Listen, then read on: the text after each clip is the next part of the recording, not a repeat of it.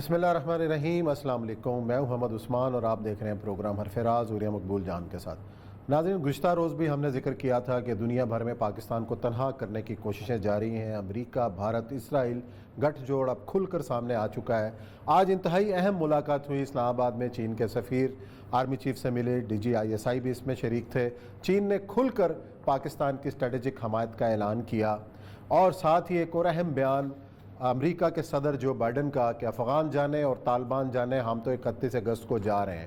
ایک بار پھر امریکہ اپنے اتحادیوں کو تنہا چھوڑ کر راہ فرار اختیار کر رہا ہے اور خطے کے اندر کیا نئی گیم بن رہی ہے، آج پھر ہمارا موضوع ہے۔ ماہرین سے کریں گے بات اور پروگرام کے اندر باقی ذکر ہوگا، لیکن شروع کرنے سے پہلے ہم آج خلیفہ دوم حضرت عمر فاروق رضی اللہ تعالیٰ عنہ کا یوم شہادت ہے، اس کے اوپر گفتگو کا آغاز کریں گے، پھر پروگرام کو آگے بڑھاتے ہیں۔ جی، اور یہ صاحب، شہادت حضرت عمر فاروق کا جو پیغام ہے، حضرت عمر فاروق رضی اللہ تعالیٰ عنہ کی جو پوری زندگی ہے اور جو کہا جاتا ہے کہ عمر کا انصاف سب سے بڑا، اور پڑھائی جاتی ہیں کتابیں بھی، تو کیا حضرت عمر کے بارے میں جو رسول اللہ صلی اللہ علیہ وسلم کی حدیث ہے وہ اشدہم فی امر اللہ عمر، دین کے معاملے میں شدت بہت زیادہ تھی حضرت عمر کے اندر، اور شاید وہ شدت اس وقت بہت ضروری تھی۔ آپ دیکھیں سیدنا عمر رضی اللہ تعالیٰ عنہ کا جو پورا دور ہے، وہ 10-11 سال کا جو دور ہے، اس دور کے اندر دو اپنے لیول کی ہائیسٹ لیول کی پاورز تھیں جو حضرت عمر کے زمانے میں زیر نگیں آئی ہیں، اور ان کی اپنی ایک ہائرارکی تھی، سیکریٹریٹ تھا۔ جی، تو آپ دیکھیں رومنز کا تو ٹریبیونز ہوتے تھے، اس کے بعد آگے جا کے پھر بڑے اینڈ پہ پھر سینٹ کے رکن بن جاتے تھے۔ مصر ان کے پاس تھا، شام ان کے پاس تھا، فلسطین ان کے پاس تھا۔ آج بھی اگر جا کے آپ چلے جائیں لیبنان کے کنارے تو ان کے پرانے محل نظر آتے ہیں، یہ سارے علاقے انہی کے پاس تھے۔ اس کے مقابلے پہ ایران تھا، یہ دونوں طاقتیں بڑی، ایران کا بھی استندار تھا، فرماندار تھا، اس کے بعد اور یہ جو یمن تھا، یہ اپنا بحرین تھا، یہ سارے ان کے پاس تھے، اور پھر آگے قادسیہ، عراق تھا۔ ان دونوں پہ سیدنا عمر نے رول کیا۔ ہر بڑی طاقت کا ایک سیکریٹریٹ آپ کو نظر آتا ہے، عمر ابن خطاب کا کوئی سیکریٹریٹ آپ کو نظر نہیں آتا۔ ہر ایک کی ایک لینے سارا کچھ نظر آتا ہے، لیکن آپ کے ہاں نظر نہیں آتا۔ کیا وجہ؟ وجہ ایک تھی کہ انہوں نے آئیڈیل ڈیولوشن سسٹم دے دیا تھا دنیا کو، کہ مصر کا حاکم، کوفہ کا حاکم، فلاں، یہ ایک حاکم جو ہے اللہ کو جواب دے ہے، اور ایک قاضی مقرر کر دیا تھا، اگر یہ انصاف نہیں کرتا تو اس کی کھال اجڑتا، اور خود شکایات وصول کرتے تھے براہ راست۔ آپ خود دیکھیں کہ جو خیر معاذ بن جبل یمن کے تھے، ان کے بارے میں انہوں نے ایک شکایت ہے کہ ایک دن یہ لوگوں کی شکایت نہیں سنتے۔ تو آپ جب وہاں گئے ہیں تو اور بہت سے شکایت میں سے ایک شکایت یہ بھی تھی، تو انہوں نے کہا میرے پاس صرف ایک کپڑا ہے اور میں اس دن دھوتا ہوں، وہ دھو کے اس لیے میں اس دن آپ کی شکایت نہیں سن سکتا ہوں۔ تو ہم رونے لگ گئے کہ ایسے لوگ کہاں سے آئیں گے؟ پھر ان کا جو کانسیپٹ سے جو چیزیں نکلی ہیں، مطلب عمر لا جو ناروے اور فریڈم لا ہے، یہ بیسیکلی اس کا تھا کہ آپ ایک بچہ جو ہے، اس بچے کی اسٹیٹ کفالت کیسے کر سکتی ہے اور کتنی دیر تک کر سکتی ہے۔ آج جو سارا پھر اس کے ساتھ ایک اور اہم ترین چیز یہ ہے کہ جو اسٹریٹجک مووز ہوئی ہیں اس زمانے میں، جو شام کی فتح ہے، مصر کی فتح ہے، پھر قادسیہ کی فتح ہے، پھر ایران کی فتح ہے، بلکہ وہ تو کہتے ہیں کہ سارے کے سارے جو ہیں وہ کہتے ہیں کہ اگر ایک اور عمر ہوتا شاید کفر نہ ہوتا۔ ایران کے بارے میں ایک بڑی عجیب و غریب بات کی تھی، میں آج حیران تھا کہ کاش ہمارے اور ایران کے درمیان آگ کے پہاڑ ہوتے۔ اچھا، کیوں کہا تھا؟ اس کی وجہ یہ ہے کہ اس پورے خطے کے اندر جو مسلم رفٹ پیدا ہوئی ہے، وہ بیسیکلی ایرانین سویلائزیشن، عرب عجم کا جو جھگڑا پیدا ہوا ہے، یہ اس وجہ سے ہوا تھا کہ کاش ہمارے درمیان آگ کے پہاڑ ہوتے۔ اچھا، اور اس موضوع کی طرف آتے ہیں۔ اور ایک انتہائی جو اہم اعلان آج ہوا ہے کہ دوحہ کے اندر مذاکرات پھر سے ریوائیو ہو رہے ہیں، اور اس کے اندر جو سب سے بڑی بات ہے، طالبان کے علاوہ افغانستان کی جانب سے جو افغان حکومت ہے عبداللہ، اور ساتھ چین اور روس کے نمائندے بھی اس میں شامل ہو رہے ہیں، پاکستان بھی ہے۔ تو یہ اس دفعہ جو 2 روزہ مذاکرات ہوں گے، کیا اس کو ہم فیصلہ کن مذاکرات کہہ سکتے ہیں؟ طالبان بہت فیصلہ کن، طالبان اس بات کا انتظار کر رہے تھے، کیونکہ آج سے جو پہلے انہوں نے کہا تھا، تو ہمیشہ ایک جو ہے لوگوں نے یہ بڑا چڑھا کے پیش کیا تھا۔ میں اپنے تبصرہ نگاروں کو سوچتا ہوں نا، ایئر کنڈیشن کمروں میں بیٹھے ہوں گے، اس طرح میری طرح نیو یارک ٹائمز کھولا ہوگا، کسی نے واشنگٹن پوسٹ کھولا ہوگا، کسی نے ٹائپ کر کچھ اور کو رائٹرز کی خبر دیکھا، یہاں سے بیٹھ کے سوچے گا افغانستان 3 لاکھ فوج، عبداللہ دوستم فلانا 70,000 طالبان، یہ تو کوئی حیثیت نہیں، یہ جب امریکہ چلا جائے گا یہ تو بہت بڑی جنگ شروع ہو جائے گی، اور پھر تاریخ پڑھیں گے کہ پٹھانوں نے ایک دوسرے کو ہمیشہ قتل ہی کیا۔ یہاں سے بیٹھ کے گزشتہ 12-13 مہینے ہر بندے نے یہی گفتگو کی کہ جناب جب وہ جائے گا امریکہ تو پھر طالبان کو لگ پتہ جائے گا، اور لگ پتہ الٹ گیا۔ ٹھیک، تو اب وہ ہوا ہے کہ طالبان اب پوزیشن اسٹرینتھ پہ آ گئے ہیں، اب انہوں نے کہا آجا مذاکرات۔ آجا پتہ مشاہد حسین سید صاحب ہیں جی، انٹرنیشنل امور کے ماہر بھی ہیں، سینٹ کی جو خارجہ کمیٹی ہے اس کے سربراہ بھی ہیں۔ السلام علیکم مشاہد صاحب۔ السلام علیکم مشاہد صاحب، آپ کو آواز آ رہی ہے، سن پا رہے ہیں؟ آڈیو کا مسئلہ تو نہیں؟ آواز آ رہی السلام ہے؟ علیکم۔ جی بالکل آواز آ رہی ہے۔ ہم یہ کہہ رہے ہیں کہ گزشتہ کئی دنوں سے پاکستان کی قیادت، ہمارا دفتر خارجہ شاہ محمود قریشی صاحب بھی بار بار ایک ہی بات کر رہے ہیں۔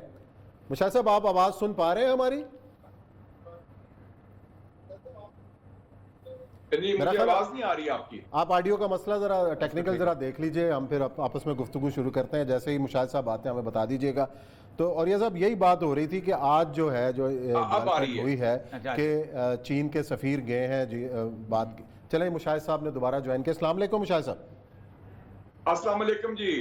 مشاہد صاحب گزشتہ 2-3 دن سے وزیر خارجہ صاحب کی جو گفتگو ہے، وزیر اعظم صاحب کی گفتگو ہے، اور ایک ہی بات کہی جا رہی ہے کہ جی اپنی ناکامیوں کا ملبہ جو ہے وہ پاکستان کے اوپر ڈالنے کی تیاری ہے، اور پاکستان کو دنیا میں تنہا کرنے کے لیے جس طرح بھارت سرگرم ہے، امریکہ سرگرم ہے، اسرائیل کا گٹھ جوڑ سامنے آ رہا ہے، اور ایک ٹرینڈ کل بنایا گیا سینکشنز پاکستان، تو یہ کیا ہے؟ کس طریقے سے کر دوں کہ کل میری عمران خان صاحب سے ملاقات ہوئی تھی تو انہوں نے پہلے ہی کہا کہ ہمارے خلاف سینکشن لگانے کا منصوبہ بن رہا ہے، خاص طور پہ انہوں نے پہلا فکرہ یہی بولا تھا۔ جی عثمان صاحب۔ یہ تو السلام علیکم جی، یہ تو بڑا ایکسپیکٹڈ تھا کہ جو ہندوستان ہے اور ان کے جو ہواری ہیں ان کا تو فوکس پاکستان ہی ہے، لیکن آپ یہ بھی دیکھ لیں کہ امریکہ بہادر جس سے ہم نے ڈیلیگیشن باہر ادھر بھیجے، ان سے گفتگو بھی چل رہی ہے، ان کا بھی وہی موقف ہے جو اب پینٹاگون کے جو ترجمان کا بیان آیا ہے، اور وہ آیا ہے اس کے بعد جب جنرل آسٹن جو ان کے دفاعی سیکرٹری ہیں، امریکہ کے وزیر دفاع ہیں، انہوں نے جنرل باجوہ سے بات کی ہے، اس کے بعد بھی انہوں نے بنیادی طور پر تو پاکستان پر ہی ڈالا نا ملبہ کہ جی پاکستان افغانستان بارڈر سے عدم استحکام ہو رہا ہے، طالبان کو تقویت پہنچ رہی ہے، دہشت گردی کے ٹھکانے ہیں، پناہ گاہ ہیں، ٹھیک ہے پاکستان کو بھی اس سے نقصان ہوتا ہے، لیکن افغانستان میں جو صورتحال ہے اس کا انہوں نے ذمہ داری پاکستان افغان بارڈر پر جو بقول ان کے جو دہشت گرد ہیں، ان کی سینکچریز ہیں، اس پر ڈالا ہے، یعنی کہ پاکستان کی ذمہ داری ڈالی ہے۔ مجھے افسوس یہ ہے کہ ہم ایک تو انڈیا کو انڈرسٹینڈ کرنے میں اور امریکہ کو انڈرسٹینڈ کرنے میں ہمارا کوئی مسئلہ چل رہا ہے۔ نومبر میں مجھے یاد ہے وزیر خارجہ شاہ محمود قریشی صاحب نے مجھے دیا تھا ڈوسیے 40 صفحے کا، Indian state terrorism against Pakistan, اس میں تھا 40 صفحے میں کہ ہندوستان کی را نے 87 ٹریننگ کیمپس بنائے ہیں، 66 افغانستان میں، 21 ہندوستان میں پاکستان خلاف۔ میں نے کہا اس کو خوب اس کی تشہیر کریں، اس کو آگے لے کے چلیں، وہ ہم نہیں لے کے چلے، ہمیں بلکہ اس کے بعد اعلان کیا کہ ہندوستان تو پاکستان سے بات کرنے کو تیار ہے، کشمیر پر بھی بات ہوگی، اور بڑے ہم خوش ہوئے کہ ہندوستان میں کوئی رویہ تبدیل آیا، حالانکہ ہندوستان دھوکہ دے رہا تھا۔ دوسرا، امریکہ کے بارے میں ہمیں واضح ہونا چاہیے، امریکہ گند کر کے چلا گیا، لیکن وہ جنگ ختم ہوئی ہے طالبان کے ساتھ، ان کی جو پریزنس ہے، ان کا جو رول ہے وہ ختم نہیں ہوا۔ سب سے بڑی امریکن ایمبیسی کابل میں ہے، 15 ایکڑ پر ہے، 4000 لوگ اس میں رہتے ہیں، جس میں 400 امریکن ڈپلومیٹس اور کانٹریکٹرز ہیں، اور 650 امریکن ٹروپس ہیں۔ تو یہ اتنی بڑی ایمبیسی ہے، اور اس کے ساتھ ساتھ امریکہ کا نمبر 1 دشمن اس خطے میں وہ سمجھتے ہیں چین، اس کے بعد روس اور پھر ایران، اور نمبر 1 دوست ہندوستان ہے۔ تو ہمیں اپنی ترجیحات واضح ہونی چاہیے۔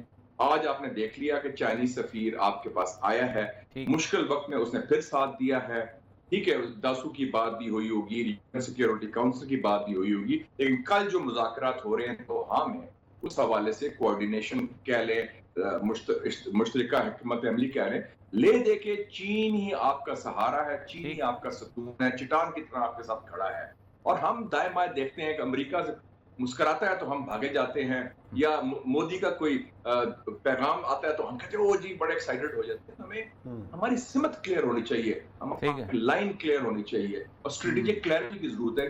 ہو are are friends, who are are enemies. اچھا راز صاحب، یہ جو آئی کانٹیکٹ ہوتا ہے، جو آخری جو ہوتا تھا محمود کے زمانے میں ہوا تھا، وہ جارج ٹرن کو ملنے گیا تھا، یہ جنرل فیض اور یہ محیط یوسف یہ کس کھاتے میں گئے تھے؟ اور آپ ان کو اندازہ نہیں ہے کہ وہ مکمل طور پر وہ پلان ہی بالکل اور طرح کا تھا؟ آپ ذرا اونچی بولے، آواز کلیئر نہیں آ رہی ہے. میں نے کہا یہ جو محیط یوسف اور جنرل فیض جو تھے، یہ کس کھاتے میں کیا ایکسپیکٹیشن لے کے امریکہ گئے تھے اور ملا کیا وہاں سے؟ اب یہ پہلا دورہ میری ہوش میں یا میرے مشاہدے کے مطابق ہے جس کا کوئی ریکارڈ نہیں ہے. ریکارڈ سے مراد ہے نہ اس کی کوئی فوٹوگراف ہے، نہ اس کے بارے میں کوئی پریس سٹیٹمنٹ ہے، نہ اس کے بارے میں کوئی تجزیہ ہے.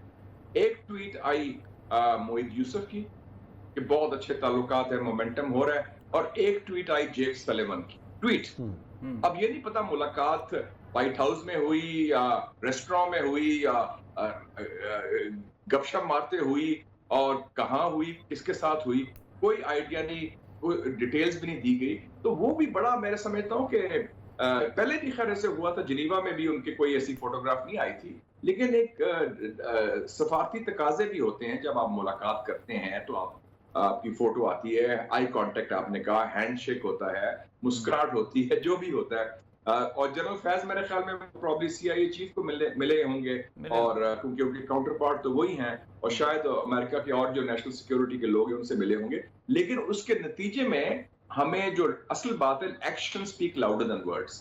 جنرل آسٹن نے کال کیا، جنرل باجوہ کو بھی، لیکن لے دے کے جو ایکشن کیا ہے، امریکہ نے پاکستان پر پھر بلیم کیا. پاکستان کا جو بیانیہ وہ نہیں مانا. اور میں سمجھتا ہوں اس میں بڑی ضروری، آپ خود دونوں بڑے پڑھے لکھے لوگ ہیں، اوریہ صاحب اور عثمان صاحب. میں واپس جاتا ہوں، ابھی ذکر کیا تھا بائیڈن کا.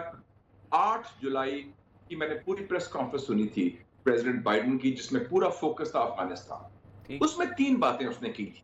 نمبر 1 اس نے کہا تھا کہ جی بائیڈن کیا ہے، پریزیڈنٹ بائیڈن، کہ Afghan Taliban have never been so strong militarily after 9/11، کہ 20 سالوں میں اتنے مضبوط فوجی لحاظ سے افغان طالبان نہیں ہوئے جو اب ہیں. نمبر 1.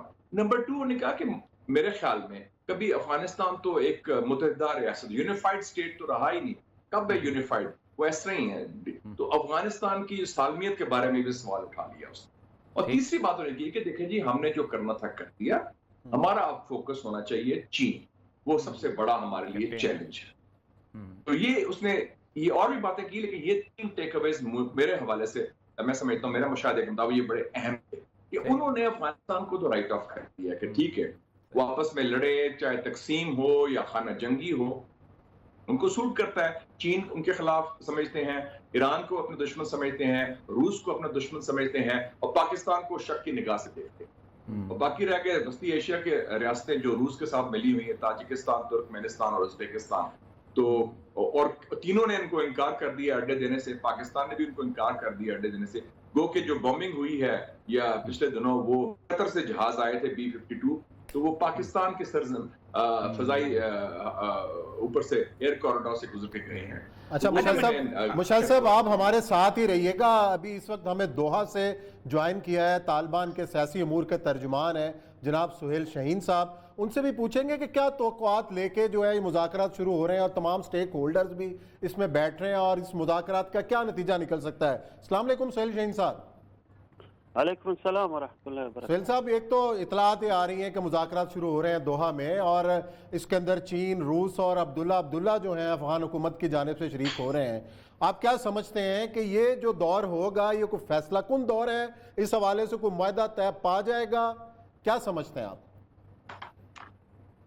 بسم اللہ الرحمن الرحیم، نحمدہ و نصلی علی رسول الکریم، اما بعد. جی یہ تو ڈیپینڈ کرتا ہے کہ عبداللہ اس کے پاس کیا ہے ایسا جو پہلے وہ آیا تھا خالی ہاتھ اور کوئی فیصلہ نہیں کر سکا. اگر ابھی بھی ایسا آیا ہے تو میرے خیال میں کچھ رزلٹ نہیں نکلے گا. اگر انہوں نے کچھ ان کے پاس ہے ताकि वो फैसला भी करे और डिस्कस भी करे, तो इंशाल्लाह फिर उम्मीद है। लेकिन अनफॉर्चुनेटली जब पहले वो आया था और उसमें ये हम इस पर इत्तेफाक भी किए थे कि जो इंफ्रास्ट्रक्चर है वो उधर वो सिविलियन कैजुअलिटीज उसको प्रिवेंशन के लिए हम इक़दाम करेंगे। लेकिन अब हम देख रहे हैं कि लश्करगाह में, कुंदूज में और शबरगान में, दूसरे सूबों में काबिल एडमिनिस्ट्रेशन की तरफ से और ऐसा अमेरिका की तरफ से भी उधर बमबारी हो रही है। लश्करगाह में काबिल एडमिनिस्ट्रेशन ने वो हस्पताल को निशाना बनाया है, बमबार किया है, हाई स्कूल को किया है, एक काटन फैक्ट्री का पोस्ट, काटन फैक्ट्री बहुत जमाने से दाऊद खान के वक्त से उसको भी बिल्कुल डिस्ट्रॉय किया है। अच्छा सुहेल चीन साहब, इस वक्त सूरत जो अफगानिस्तान की हमें खबरें मिल रही हैं, आपके भी अलमारा से भी, कि इस वक्त आपका मेजॉरिटी कंट्रोल जो है इलाकों पे है और शहरों की तरफ आप बढ़ रहे हैं, तो आपकी पोजीशन जो है वो तो पोजीशन ऑफ स्ट्रेंथ है वहाँ पर, तो इसलिए ये अमेरिका के सामने भी था पोजीशन ऑफ स्ट्रेंथ में आपने गए। असल मसला ये है कि अगर ये मुज़ाकरात नाकाम हो जाते हैं तो क्या आपके पास ये ऑप्शन मौजूद है कि आप इसकी पोजीशन ऑफ स्ट्रेंथ को कंसोलिडेट करके, इकट्ठा करके वापस जो 1996 वाला काबिल था वो वापस उस तरह आप उसको हासिल कर लें? जी वो 1996 वाला तो हम नहीं चाहते, हमारी अच्छा। वो पॉलिसी नहीं है।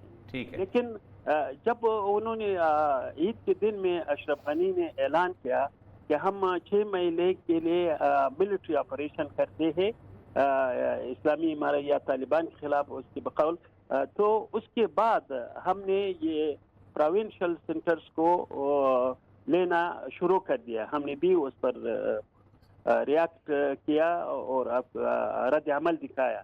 उसके नतीजे में उन्होंने उसको छोड़ दिया। हमने ये तकरीबन 5 सूबे लिए हैं अभी तक। तो ये अगर ये आइंदा में भी ये अपनी मिलिट्री ऑपरेशन को जारी रखे तो मुमकिन है कि वो हम और सूबे भी ले ले और हम रिएक्ट करें, तभी है नेचुरली वी विल रिएक्ट।